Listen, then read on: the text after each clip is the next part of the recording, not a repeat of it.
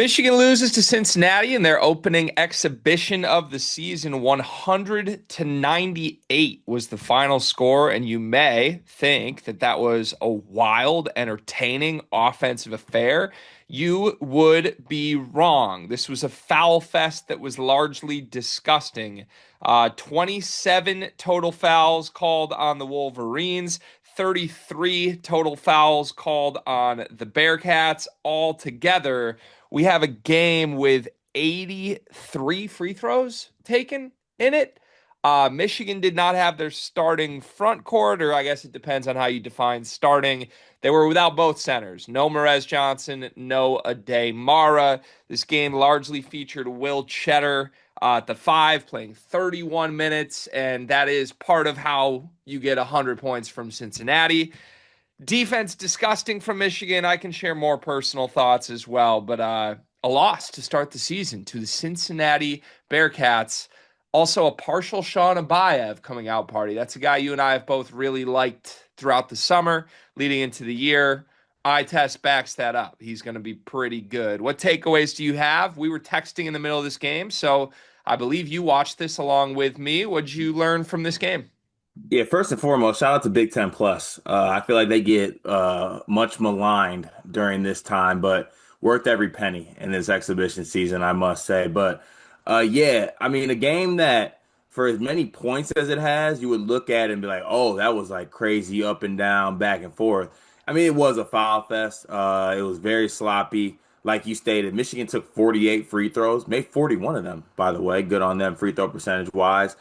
Cincinnati not as good, only 22 for 35, but find a way to win this game with a lot of good contributions. I mean, sloppy game, a lot of fouls, a lot of Michigan turnovers. I wanted to actually split it up between the halves because I feel like they might have been better in the second half with the turnovers, but I mean, Roddy Gale had eight by himself. Just tough to win a game when there's fouls going on. Then you're turning the ball over, and then you're not really. Obviously, you're missing some major pieces, but I mean, some good, some bad. I will say. Oh, last thing for me that I got you.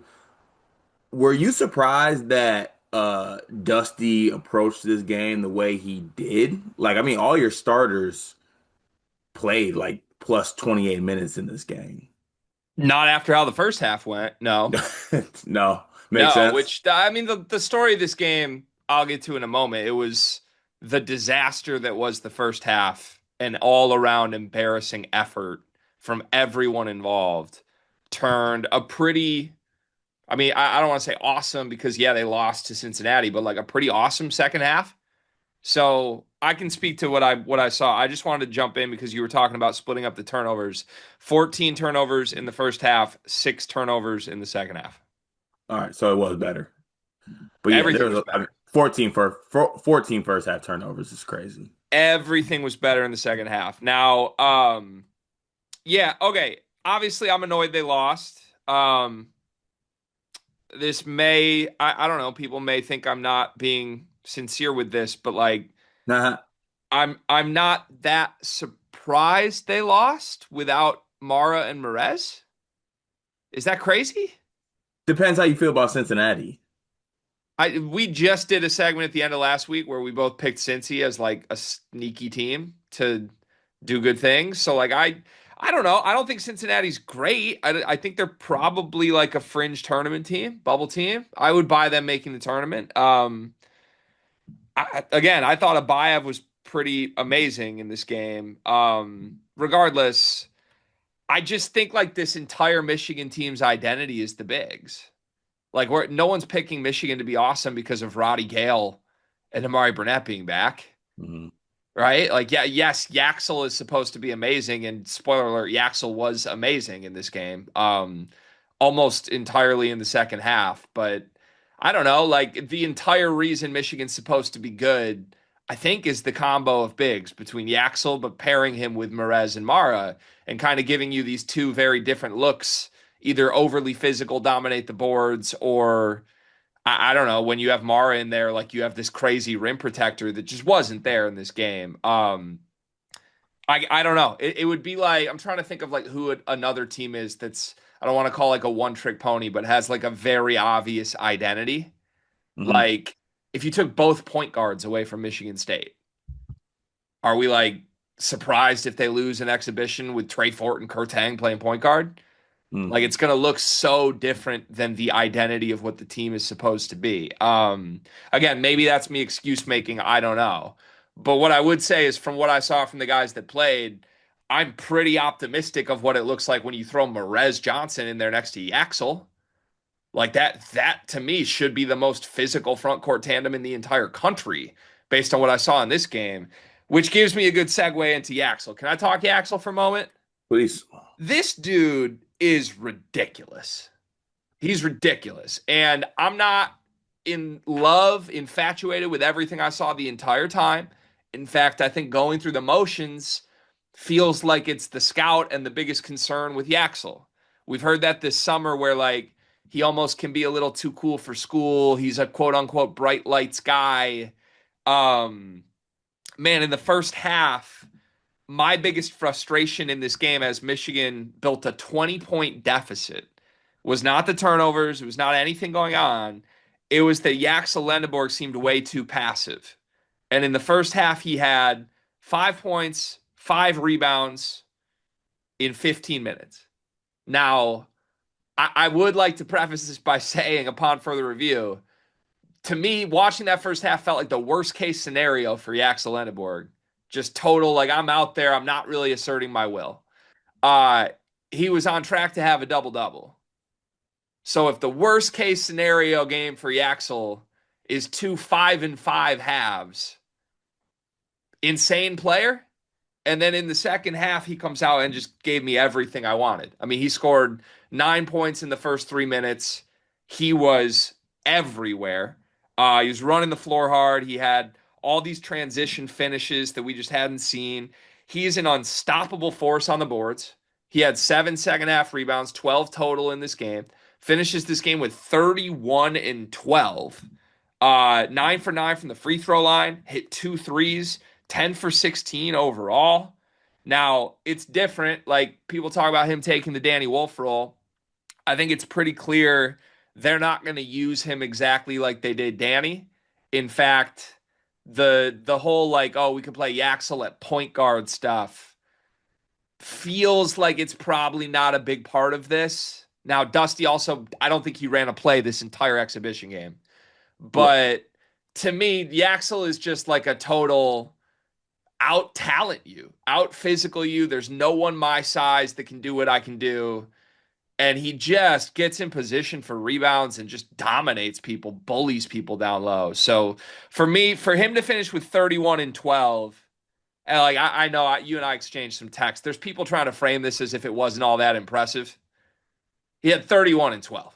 He had Mm. 26 and 7 in the second half of this game as they erased a 20-point deficit and without his starting front court, mind you. He's playing next to Will Cheddar. I'm very optimistic for what that looks like when you put Merez or Mara back into it because I think the signs are there that my suspicions were right. This could be the best front court in the country. With that said, without Merez and Mara, it still wasn't enough, and that probably speaks to some other issues Michigan has. Yeah, Yaxel's special. He's very singular in how he can play because like he's a great combination of size, talent, and athleticism that is it's just you don't see it at the college level, so it's very, very tough to check. And it's very, very tough to check because you have all that combined with the fact that like this isn't some young bull either. Like this is a guy that's played a lot of college basketball. He's going to be a tough matchup for a lot of guys across the country, and in the Big Ten. And I don't think there should be any doubt about that. If there was, that's kind of removed at this point. We saw no Yaxel at the three, too. Again, without the bigs, it's really hard to see all these different looks Michigan presents. He played Right. full-time power forward in this game next to Will Cheddar pretty much the entire time. You could make the argument that there was more spacing on the court than there will be when Merez and Mara are back, which, if you want to argue that that helped Yaxel, I don't think I'll fight you too much. He looked pretty good surrounded by quote-unquote shooters. On that note, again, people nitpicking Michigan didn't shoot well in this game. They were 9 for 32, 28%. That is obviously not good. I will point out Namari Burnett and Trey McKenna, The best two shooters on this team went 1 for 12. If you remove those two guys, they went 8 for 20. So all the guys that you're theoretically worried about shooting combined to shoot 40% in this game. The two guys you're not supposed to be worried about shooting went 1 for 12, and now it looks like the team can't shoot. I actually thought the shooting, like I thought I was pretty happy with the shooting because I don't expect Namari Burnett and Trey McKenna to miss all their open threes all year. Thought Winters Grady gave you some good shooting. Will Cheddar 3 for 5, had back-to-back threes at one point. Yaxel hit two, like I said. Roddy Gale hit one early in the game. That was good to see. So Yeah. I didn't feel like spacing was an issue. Again, they didn't have the centers in this game, but even in a game they shot poorly, I thought it was just mostly Namari Burnett and Trey McKenna missing wide open threes. Yeah, I mean, look, overall, I think that we knew coming in Michigan's front court could be special. And even without the players that we think could make it special, were Yaxel was still special.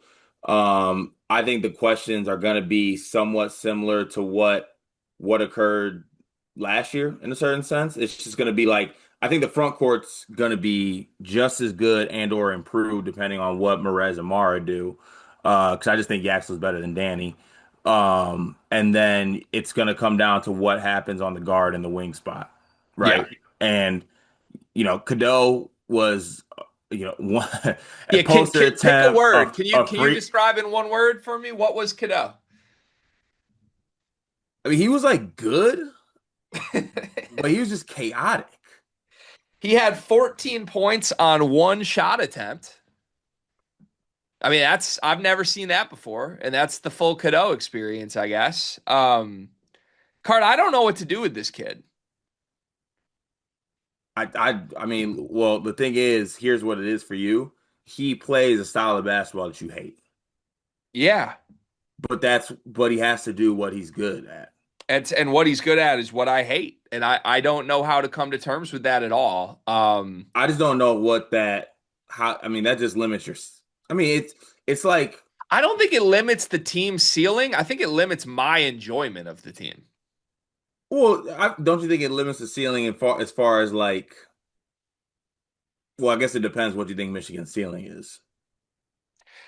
I mean, I'll say this as someone that watched every game last year and watched this game, and it was a weird kiddo game, obviously, but 7 assists to 2 turnovers, Mm, played 31 minutes, 14 points, 12 of them at the free throw line. Got to the free throw line 15 times in a game where they were calling so many fouls. Also, 5 fouls of his own. I mean, he's just out there doing the kiddo thing. He's flopping around. Sometimes he gets the call, sometimes he doesn't. I think it's obvious why Dusty opted to go this route instead of Donaldson. I mean, I as someone who watched every single game last year, I just he we never had a point guard that could play make the way Cadeau can. The ball mm, doesn't stop with him. I thought this offense in the half court got a million good looks in this game. Like I understand it was such a weirdly officiated game, it's hard to qualify. But the quality of shots this team was getting was a lot better than last year, in my opinion, even without the two centers. mm, So again, you didn't shoot well because Namari couldn't make anything. I thought Namari, part of his adjustment in this game, honestly, was he was getting more transition threes almost like quicker than he was used to. Because Cadeau would thread one to him in transition before the defense gets there. And it's like Namari's feet weren't even set because he just didn't get those passes last year. So I don't know. Maybe guys will get used to it. Cadeau plays at such a fast pace that it is actually that's the part of his game that's fun. It's very up and down, and I think him and Yaxel work together in that sense that they can just be transition monsters. But yeah, I don't know. It was just on full display. Like in the first half, he had a sequence where he had like two no look assists, followed by a flop that he correctly sold a charge call, followed by trying to dunk on Kirk Risa when he should have just laid it in. Like it drove me crazy, and it was just the first 4 minutes of the game. At the same time, I do genuinely feel Michigan upgraded at point guard, and I understand why you might look at the box score on this and be like, well, it was cheap, 14-7. It wasn't a real 14-7. I can count on one hand how many times my point guard got 7 assists in a game last year. And he was everywhere from a passing perspective. I think that's what Dusty wants from him. Honestly, I would argue, Cart, Cano taking one field goal attempt is the vision I like for this team. Mm. If he's bought into that role where like I'm gonna try and get 12 assists a game this year, make my free throws if I can. Like it's not like he was out there gunning threes, right? He played very within himself to what he can do in this game. And I think that is a formula for success once the centers get back. Yeah, I mean, look, if you're not going to be able to, if you're going to be able to get to the foul line 15 times, good on you for doing that. I mean, he got to the free throw line more than anyone in this game, and he's Yeah. this 6 foot point guard who can't shoot. So, um, it's it's it's it's just so interesting because you're like fighting yourself because you want to say like the Cadeau thing that happened last year and how you feel about him as a player, but 7 assists to 2 turnovers, 14 points, and he didn't gun from the field or anything like that. I mean, you can't really complain too much about 14, 7, 5, and only 2 turnovers. I mean, maybe the fouling out, but outside of that, It was an upgrade. Even if it's a gross upgrade for me, it's an upgrade. Like one box check thus far that it was wise to move on from Donaldson for this guy. Up and down quick hitters. Roddy Gale, 18 points, 5 for 9 from the field, hit a three, 9 for 11 from free throw. There's been some smoke. He's been doing a lot of backup point guard for Michigan. 2 assists to 8 turnovers. Jamaica Roddy.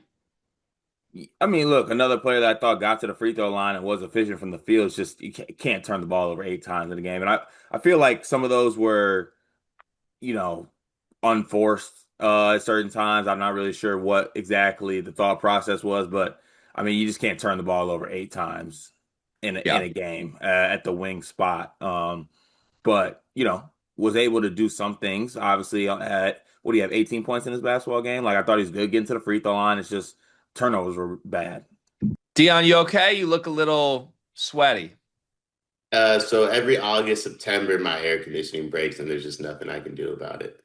Dude, that's tough. Out in California too. Like, I mean, what is it, like 80 degrees still there today?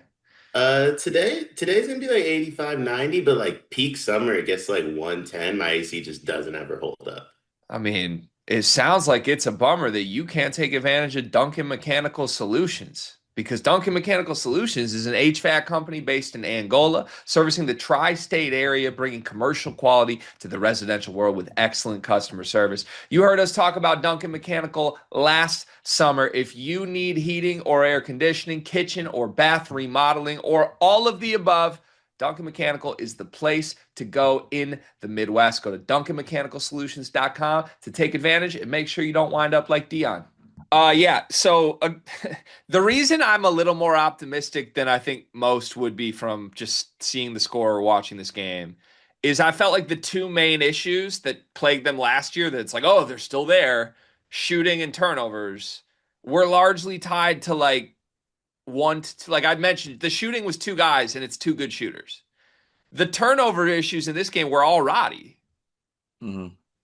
right? Like he had 8 turnovers. Right. That's insane. It's not like the whole team was flipping the ball. Just Roddy Gale decided to turn it over 8 times. I've never seen that before. Um, I don't think that's usual. Like I'm not expecting Roddy to be as involved in this offense to the point where he turns it over that much throughout the season. So I don't. I'm not buying him as like a point guard. Let's kill that. If Roddy Gale's the backup point guard on this team doesn't have a backup point guard. Honestly, that is probably one of my big concerns going forward is if anything happens to Cadeau, what does this team do? Like Kase did not look ready. Roddy Gale clearly is not a point guard, and I'm not buying that Yaxel can serve that role. So I do think the roster is kind of missing like that one bench guy that can just run the team. Hopefully nothing happens to Cadeau and it's fine, knock on wood. But Roddy, for my liking, the turnovers were terrible. He did some boneheaded things. Good to see him hit a three. I thought most importantly, his confidence was back.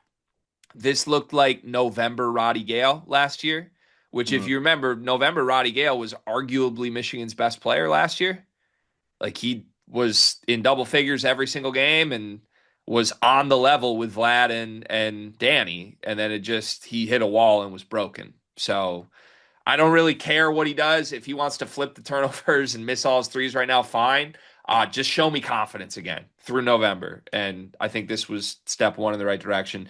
Other quick hitters, Namari just missing his shots. I'm not concerned at all. Are you concerned at all on what you saw from Namari?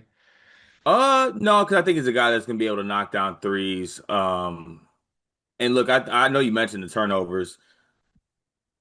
To me though, I want to get your thoughts on the defensive portion of this. Oh yeah, fair. We Because did because dodge. because last year a big thing with Michigan was you got to have a guy that could kind of, I mean, it was a certain point of the season where it's like, oh, we play against an NBA guy, that guy's gonna get his. Um, so like, what do you take away? I mean, obviously, because I think a little bit of rotation in the first half, but Cincinnati was really able to get whatever they wanted offensively in this game. I thought it was a mix of a few things, and it is going to sound excuse driven, cop out, whatever. But I truly believe both Merez and Mara are so important to what this defense is supposed to be. Like you just had zero rim protection. Mm, Will Cheddar played 31 minutes at the five cart. I'm just not surprised any team torches a team playing Will Cheddar at the five, let alone like a good Big 12 opponent. mm, So I thought a lot of the scoring was just like that. Will was trying to front the post, and there was zero help, and they would just throw it over the top and get layups and dunks. I thought dribble penetration was there the whole game. That's obviously not good. Need better effort from the guards. Cadeau did not look good defensively. I thought Gale and Burnett are good defenders, or at least fine defenders, and they were torched in this game.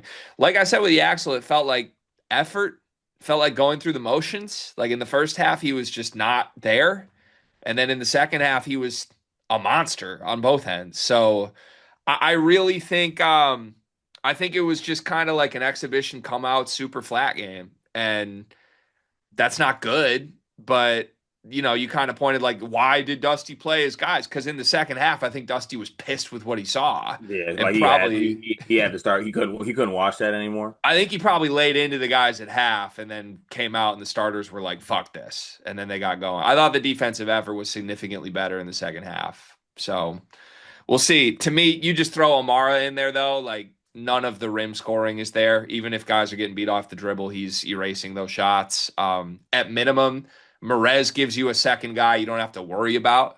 Hmm. Like in terms of competitiveness, if Yeah, Merez Johnson's on your team, do you feel like the team's not competing? Like I would never feel that way, I don't think. yeah, So I'm concerned. It looked terrible. I don't think we'll see that again once the bigs get here. yeah. And I think that fixes rim stuff for sure. Um, and obviously fixing the rim will have a ripple effect on the rest of the defense. But yeah, obviously giving up 100 points, the free throw line, everything like that. It's just something to watch, I think, moving forward. Is more so just that perimeter defense. And to your point, if you want to, look on this bright side of it, it's not like you necessarily have bad defenders outside of the wing and the guard spot. You expect Gale and Burnett to compete and guard and Cadeau in that same four, but you also just got to see guys get stops at the same time. But I also want to give a little shout. Like Sean Abayev hit tough shots in this game. yeah, that's what he does. Yeah. Yeah, So that's what he like, does. Also, I'd like to know what LJ Kase was thinking. Did he think he was going to block that shot? I don't know. I think it might be time to say goodbye. Went for it. It might be I time to like say going for it. what do we do to our guy here? What do we do? What are we doing on the bench in this game? Because like you said, I liked winners, but nothing else from anybody I really liked Couple necessarily. couple bench theories. The bench looked terrible in this game all around, other than Winters Grady, as you mentioned. First off, Dusty put like a lineup in that had Oscar Goodman, Ricky Liebert, and Malik Cordell together in the first half when they were already down 12, immediately down 20. Like immediate that was like an immediate 10-0 run with those three in. Not that that was the reason they lost this game, but like those guys played 3 minutes and I think we're minus 10 in 3 minutes. They did not see the floor in the second half. Good, thank God. Ricky Liebert needs to redshirt. Oscar Goodman, I have no idea if he'll ever be anything. Cordell's disappointing actually because he was supposed to like be popping or at least like pushing Mara in practice per the reports. So you would think in a game without Merez and Mara, like, okay, let's see what Cordell can do.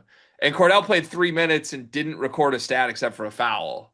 So he's clearly he's not going to play this year, and whatever any smoke that he's doing anything should be dropped completely at this point. The other guys are the concerning part. McKenny, Kaysen, and then Grady looked pretty good. Uh, quickly, Trey McKenny, 0 for 7, 0 for 6 from 3, 1 for 2 from the free throw line. Just looked totally out of the flow. Like just Yeah. almost like if he got the ball, he was feeling immense pressure, like the weight of everything. Looked like he was forcing shots. His shot didn't look like his high school shot. And Yeah. I'm worried about it. So here's my worry about McKenny. He's so gifted and skilled offensively. Um, and he's kind of a tough shot maker at the same time. Like he doesn't necessarily separate from people, but he gets to a spot and he gets his shot off, right? I have some questions, and it's not even fair to do this because it's one game. But one of the things I think McKenny has to be able to do is knock down shots as far as just catch and shoot and space out type stuff. Because I don't know if I believe in him getting separation right now from Big Ten guards or like high major guards. Now that's jumping to a point that I think is a little bit too far after giving one game. But like yeah, the like McKenny was such a bucket getter in high school, and the shot did not look great necessarily. And like he's a negative defensively, at least to me he is. So at this point, so going 0 for 7 from the field, 0 for 6 from 3 is not ideal. 6 of his shots were all just like catch and shoots. Now, what I will say, he was gunning. Like I like that mentality from him. I think that's basically what he did in this game is what I think the team wants him to do. Come off the bench and shoot 6 threes in 12 minutes. That works. I'm worried because I didn't think the shot looked good. It looked like there was almost like a little miniature hitch in his jump shot, which I have never noticed before. I thought he had really pretty form at the prep level. So I don't know if they're like trying to tweak his jumper for some reason. I pray that's not the case. I pray That's that it was that's just like never ideal when we get the tweaking jumpers. I mean, I'm praying that he just like was nervous and had a little like almost like pushy. He was a little pushy. But if you're nervous and you're a McDonald's All-American, I gotta drop the McDonald's All-American bit because you Well, should. here's the thing, and I feel like I'm very well, not very, but I know how this goes. When you hoop your whole life chunky, and And then are you not chunking it? you lose a little weight, the jumper you're like, wow, hold on a second. Yeah. It's a little less extra LBs on the shoulder. Now it Yeah. didn't make shit for me. I missed everything else, but you do feel different. I mean, Make McKenny chunky again. on a completely serious note, please gain the weight again. I'm serious. I've seen enough. Put the 25 bad pounds back on and go get me buckets again. Um, I one other thing on McKenny. So here's a theory I currently have, and Winters Grady is baked into this. So there were talks, rumblings, rumors, reports, whatever you want to call it, in the early summer that McKenny was like clearly the best perimeter scorer on the team and was torching dudes in practice and was basically the best perimeter player. There was smoke that he would start right away. I obviously we didn't see any of that in this game. Hmm. Here's my theory. I think in practice, if Dusty's splitting up these teams, trying to make them equal instead of going like starters versus bench, or Card, even if he is going starters versus bench and McKenny's on the bench team, I would bet that in practice, they're asking McKenny more to just like take ball, go score. Like here, you're talented, go be a guy. And he's kind of Hmm. getting like, let me rock, let me create my own offense. When he's out there with Cadeau and Yaxel, that's never going to happen. Like they're just not going to give the ball to Trey McKenny and be like, go get us one. If Yaxel Lenneborg and Elliot Cadeau are on the floor. Hmm. So I think he was uncomfortable in that sense role wise because he's a scorer. He's not a shooter. He's a scorer that can shoot. And I think in real time we're seeing him realize, oh shit, my role on this team is like run corner to corner, be an off ball guy, and make my shots. I don't think he's used to that. I mean, I know he played with Acuff, but when I watched him in Acuff, it was like your turn, my turn. Take 20 dribbles to get to your spot if you want.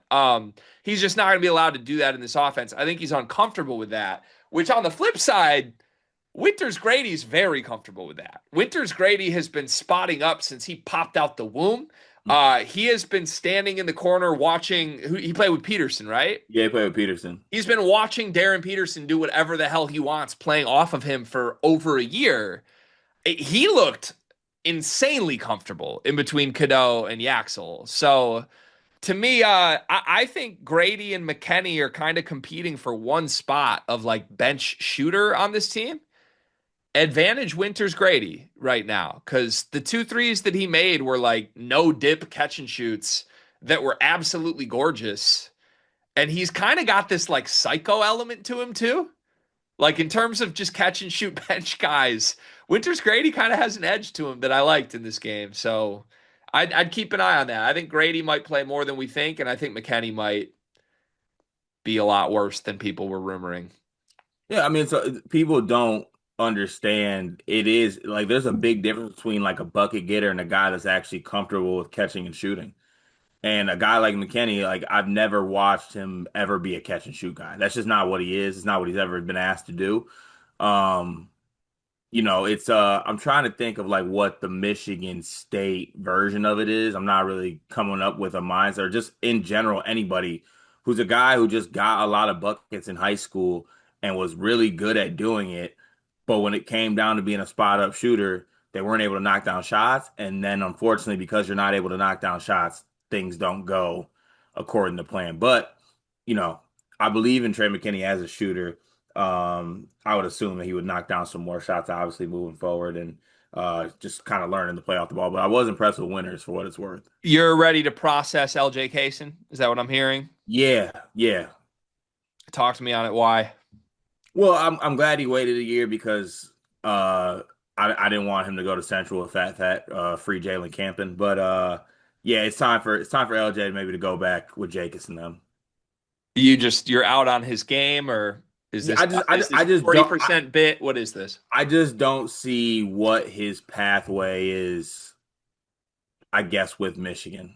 Like, what is he the backup one? This Is year, yeah. he? Hmm, I mean, his role got tanked when Namari and Gale came back. right. So That's the maybe he truth. wants to wait out, but if Dusty's the way Dusty is, I just think he's just gonna go get better players than LJ. And if he Yeah. if he if he wants to be a backup, that's kind of up to him and good on him if that's what he wants to do. But I just think that I don't know. You got a lot to see, but I would like to see I would like to see a minimal jump from LJ this year. And I think some people believed in that, and I don't know if it's necessarily going to happen. Well, that's the thing is I feel like LJ is I don't know. He's weird because he's not as good as Namari or Gale, right? So Right. This like is not. It's not a situation where we're like, oh, LJ should be playing. It's like, no, he shouldn't. he's not. And he is still a guy with like pretty large upside, I think. Like if the full picture of LJ Kaysen comes together, I do think he's really disruptive and really good at the high major level. He just like consistency is an issue. I worry he might already be in the doghouse because he didn't come into this game until there were like 6 minutes left in the first half, and that trio I mentioned, Goodman, Liebert, Cordell, checked into this game before Kaysen. Mm. So then that didn't happen in the second half. He was like very heavily involved in the second half playing with the starters. So I'm concerned there's something going on, whether that's like, again, doghouse. He was in and out of the rotation behind Justin Pittman last year or other things. I don't know. We've heard that his practice habits haven't always been great. To me, he is like the opportunity for LJ at Michigan is basically you are at a high major level on a really good program under a coach who really does believe in you, is giving you an every game role. And I think Dusty genuinely wants LJ to be like part of the future in a one day being a starter at Michigan. To me, if he transfers, he isn't going to have that opportunity. I don't think there's another high major that would line up and give a spot to LJ right now. So it's kind of just like, do you want to stay here and play the long game and believe that it's going to click at some point, or are you going to give up? He made it through one offseason without giving up. I'm certainly hoping we see more impressive things than we did in this game at some point. But I think I am with you for the first time. I probably have to categorize myself in the non-believers category with LJ instead of the believers. Damn. There's just too much loud messiness going on with him all the time. Like, why did he come off the bench after Malik Cordell in this game? What is going on at the first exhibition that you're in the doghouse? You know? Right. Yep. So let's go ahead and get to the overreaction portion of this. What changes for this after this exhibition for Michigan season? Any changes whatsoever? Still feel the exact same? It's about where I was at, man. I think I've been downplaying Yaxel, I think. Would you say that's been fair in the last month or so? Like Yeah, fair to say. anytime we bring up like National Player of the Year stuff, he's the second most likely National Player of the Year per the sports books. I always like kind of kill that. Like we Mm. don't put him on our first team All American list. Like I don't know. I've been trying to slow play this. That's flipped in the positive. Like this dude, if 31 and 12 was like a game, according to his rival fans, National Player of the Year him. Yeah, Like just not an and game. Just not. he was insane. I have not seen a Michigan player performance like that in my life in the second half. So I think I'm back in on him being better than I thought. The shooting and turnovers really don't concern me as much as people wanted to because it was a guy who isn't going to handle the ball that much with 8 turnovers and two really good shooters that went 1 for 12 shooting. I think this team looks really good when they get their centers healthy. If anything, I would be concerned Merez might miss the start of the season because he's been out for a couple weeks right now. So, yeah, added together, I would be okay dropping this team out of the top 10 preseason. I think that's fair. You lose to Cincinnati even without your starting bigs. That's fine. Drop them to like 12th to 15th in the country. I'm okay with that. But I don't think anything changes in terms of what they can do. I think you still think this team is right there. Yeah. Yeah. I mean, look, Yaxel special, that'll get you to a certain point. Then you hope the other front court pieces form that, one of the best front courts in the country, like we say, and then you kind of go from there. And I think you judge the team from there. Also, I would point out that every team in the preseason AP top 10 lost their exhibition this weekend. That means something. Houston lost, BYU lost, Michigan lost. I think those were the only three that played a real opponent this weekend. Yeah. So, should we drop every top 10 team? Like, I I, will. Dusty did say, you're going to push back on this. There was a quote from him the morning of the game that said, I hope we get beat in our exhibition. I want these guys to be exposed. Do you believe he actually entered this game in that line of thinking? He certainly tried to compete in the No. second half. No, Dusty's too much of a killer. In the second half, he ran his dogs. Yeah, too much of a killer to do that whole bit. Okay. Put us 15th. Huh? 15th feels right right now. 15 you'll be all right with? Yeah, that feels good. Put Michigan State 14th. No, thank you. Put I like where Michigan. we're at. Put us 28th.